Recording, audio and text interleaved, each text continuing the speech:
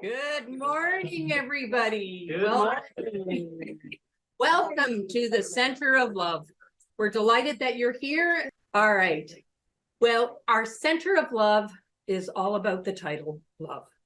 We're here to support each other in caring and kind ways and to be helpful, especially if people are going through some challenges in their lives. Many know that last 2 weeks I've had I lost a son about 6-7 months ago. And so, this has been a very important community for me to get that kind of heart support that we need during challenging and difficult times. But also it's about having fun. Yes. So that's why we're going to be doing a retreat this summer on July the 8th. We've got some fabulous things arranged. So I'm really delighted that you're all here. And is anybody brand new today? Oh, welcome brand new folks. Initiations after the gathering.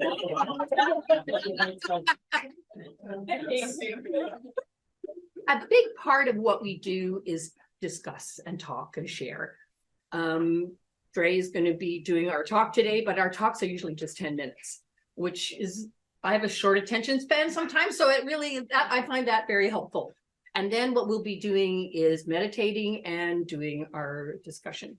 So thank you again for being here. And now I'm going. Oh, yes, our opening song. Okay, here we go. All right, let's go. Oh, that was beautiful. What a wonderful way to start. Before we get going and I get James to introduce our speaker today, I want to introduce our artist. This is Linda Simrose, and this is her recent piece. This was just recently done, right, Linda? About a year ago. Oh, okay. And she's just an amazing artist. So we always have some of her artwork here. And we have a new artist as well. This is Diane, who brought this beautiful piece for us as well. Diane, you want to raise your hand and show everybody? There you go. So, yes, we've got lots of room on this wall. So, yes. Anybody else feel inspired to bring something? We'll hang it all up. So that's beautiful. Yes. See, that's what we're all about here. It's just sharing our gifts and sharing and supporting. And so now, without further ado, I'd like to introduce James Redfern, and he's going to introduce our wonderful speaker today. Well, good morning, everybody. Glad to see a big group here today. So Dre Lavack is our speaker today, and he's been with the spiritual community here since its beginning. He's on a mission of personal growth and spiritual development. Currently, he's on a deep dive of learning to be as present as possible each day. Some of his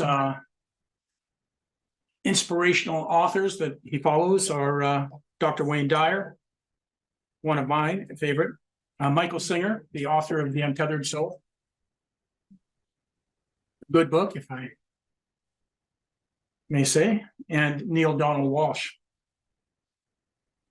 Today, Dre is going to be sharing with us the presence of presence, taken out of his experience with the book that he's reading right now, and I'll be interested in finding more about it.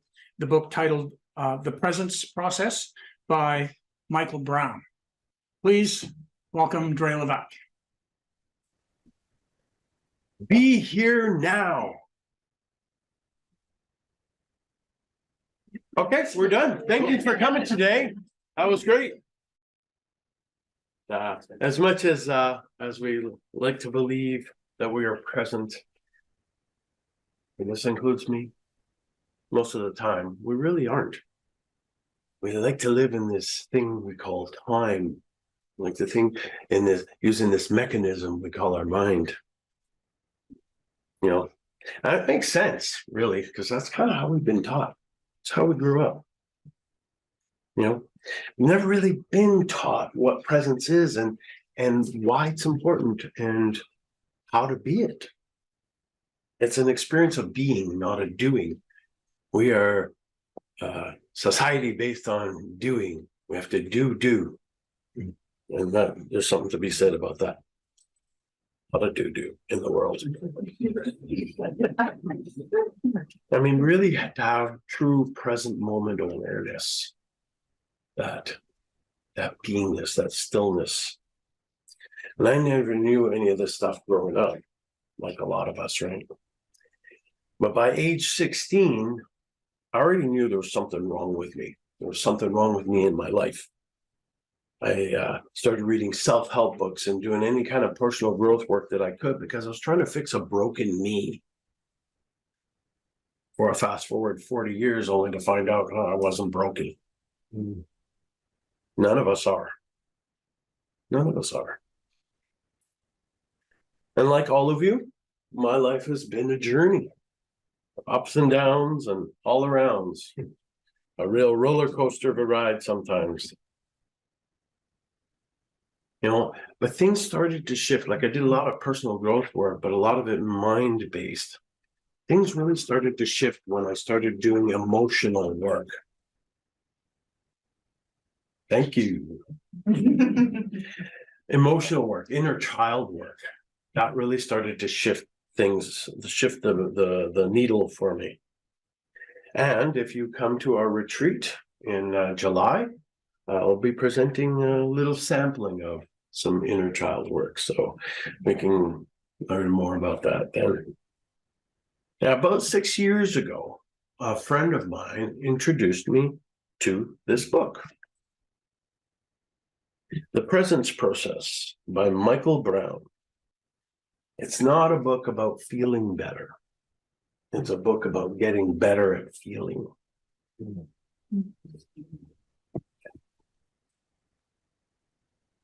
And should you decide to go and get one, make sure you get the revised edition, not the first edition. It's better. So I'm going to start with this opening quote by the person who did the foreword. It's a quote from Rumi. This being human is a guest house. Every morning, a new arrival, a joy, a depression, a meanness. Some momentary awareness comes as an unexpected visitor. Welcome and attend them all, even if there are a crowd of sorrows who violently sweep your house empty of its furniture. Still, treat each guest honorably. He may be clearing you out for some new delight. So what is this presence process I speak of? Now I'm going to read a few parts of the book just to give you a sense and from the words of the author, Michael Brown himself. The presence process is designed to accommodate anyone who chooses to reconnect with our shared presence. See, presence is actually the one thing that we actually all share. So there's only one presence. The process is safe, gentle, and simple to follow. The benefits are real and the effects lasting. The presence process is a guided, it's a 10-week self-guided journey that provides the practical techniques and perceptual tools required to extract our attention from the trappings of a time-based mentality, allowing us to gradually re-enter the present moment in which our experience is unfolding. Because the present is the only time anything is ever really happening, is right now. Everything else is all mental fodder. Okay, so like most of us, I used to predominantly live in my mind, and I still do a lot of the time. I'm not holier than thou or anyone for that matter. You know, I live plenty in my mind. However, I'm through this work. This is my fourth iteration of going through this process in the last 6 years, and yeah, it's getting better. I'm able to become more and more present and less affected by the workings of and dramas of life. You know, there's nothing inherently wrong with being in our minds. It just doesn't lead to the peace of mind, feeling happier, having a solid sense of self-worth, which I struggled with most of my life. and any other positive states that I believe lead to a better life. But when I can be truly present in the moment, it's like nothing else matters. And there is gratefulness. Michael goes on to say, gratefulness is the one single marker that we can depend on as an indicator of how present we are in our experience. When we lack gratitude for simply being alive, it's because we have strayed from the present into an illusory mental state called time. Like I said, this is my 4th time going through the presence process, and each time the teachings prime me, bring me deeper into my authentic self, may allow me to be more connected to who I really am, and not as swayed and taken off track by, as I mentioned, the drama of life. So, who are we? Who are we? That's a good question. That's a deep question. Who are we? In this book, the one heading says the heartbeat of reinforcement. And he says the presence process functions from the premise that what we authentically are isn't mind. We are eternal presence. That's the essence of who we are. So let's find out a little bit more about what presence process involves. The mechanics of the process, he speaks that it's basically using faculties and techniques that we already use every day of our life. You know, it involves a consciously connected breathing. So it's a different type of breathing, but consciously connected breathing where there's no pause, because we often hold our breath. I don't know if you've noticed, it's like you realize, oh my God, I haven't been breathing, or I've been breathing in my chest, right? So it's this circular breathing, which is what animals do. They just breathe in and out, no pause in between. So we're already breathing. So that's part of the process. And then we're already mentally active. So it just guides us on how we can do that mental. So there is some meditation involved, 15 minutes in the morning, 15 minutes in the evening. And when we breathe, we're repeating we keep our mind busy by saying, I am here now in this, as we breathe in and out. So breathe in, I, breathe out, am, breathe in, here, breathe out, now, breathe in, and breathe out, this. And then you repeat that. I am here now in this. So we're already mentally active, we're already using that. And then we're already feeling. So the whole idea of the presence process is that when stuff comes up, when we're triggered and when things happen, we feel it.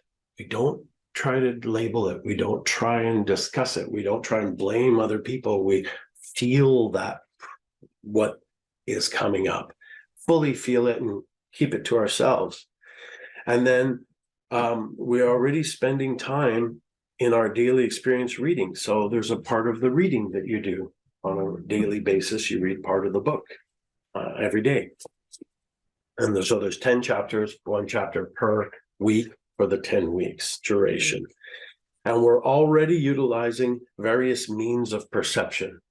So it's just about becoming more aware and changing our habitual way of reacting to life and becoming more responsive. It's learning how to respond to life and not react. So that's in a nutshell what the presence process is.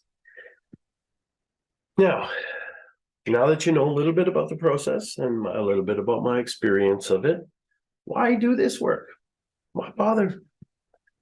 Michael talks in this book about the 7-year cycle. And you see, when we're born till about the age of 7, our language, how we take in the world, is primarily emotional. We don't have language yet, or we start to form language as we get older, but for those first 7 years are all emotional, taking in. And like it or not, no matter, our primary caregivers imprinted their unhealed wounding onto us. It's just kind of part of how the process works, being human. And because we are sponges at that age, we soaked it in. We just took it in. No filters. No filters. We don't know how to have filters until we develop those. From about age 7 to about 14, we start developing our minds. We start going to school. We start being educated. We start learning how the routines and the habits and the ways of being. And we think our way through using words and language. We develop our minds.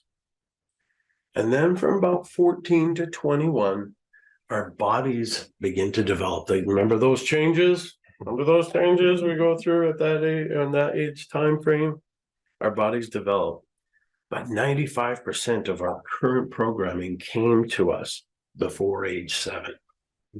And unless we do something to shift it, it's automatic. We'll go to our dang days doing the same patterns, same routines, unless we bring some level of awareness. So when I go through life and I'm triggered by someone's behavior or words or situation or some form of drama, it's actually hitting my inner stuff. Michael Brown calls it charged emotion from when I was a child, from before age 7.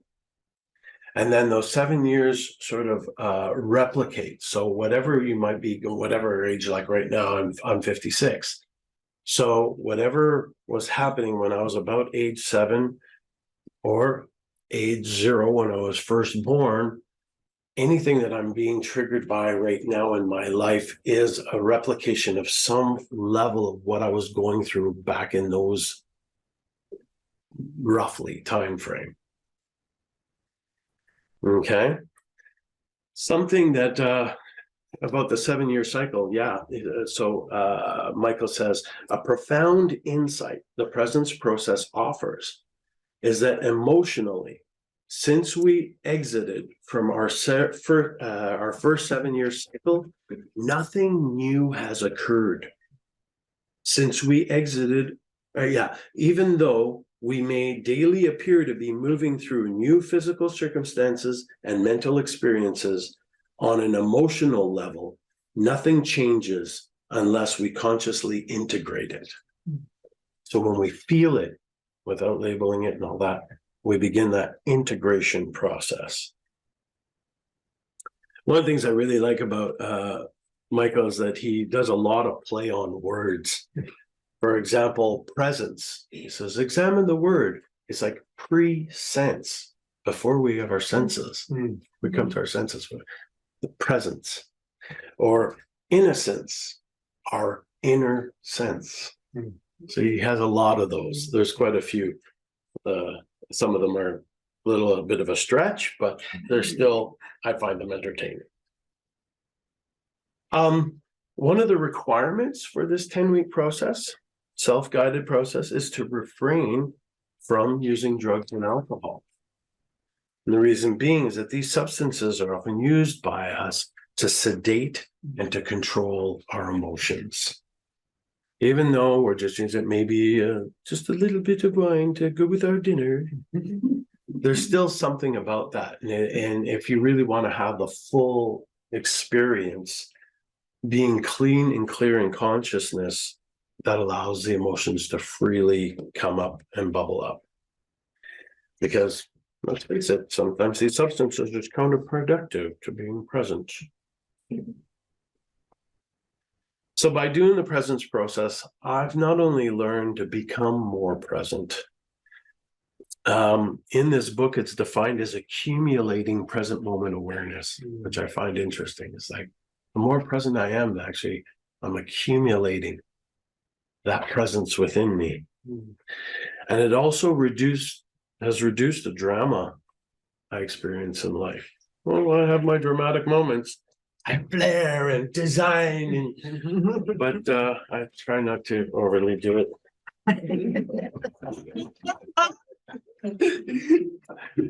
I enjoy greater peace of mind, and I accept what is more easily. I have a deeper awareness of what's going on inside my body.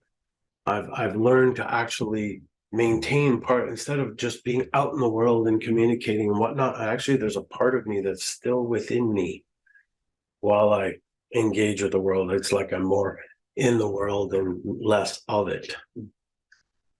I'm less triggered by life, and I've learned to respond rather than react when I do. Yeah.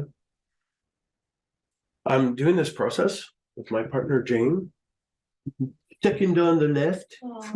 Hi, Jane. We've been doing, this is our second time going through it. We won't talk about the first time. Laughing, laugh of recognition, right, love?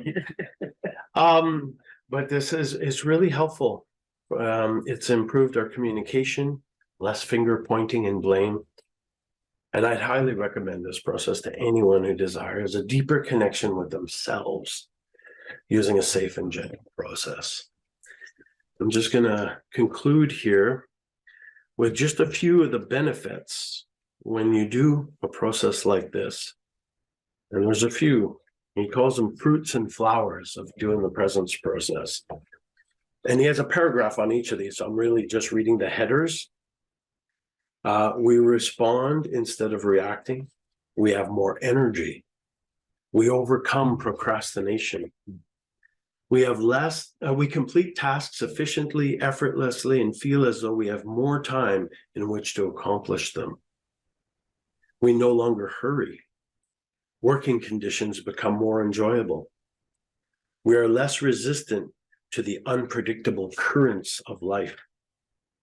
We experience spontaneous creativity. We feel more comfortable around our immediate family.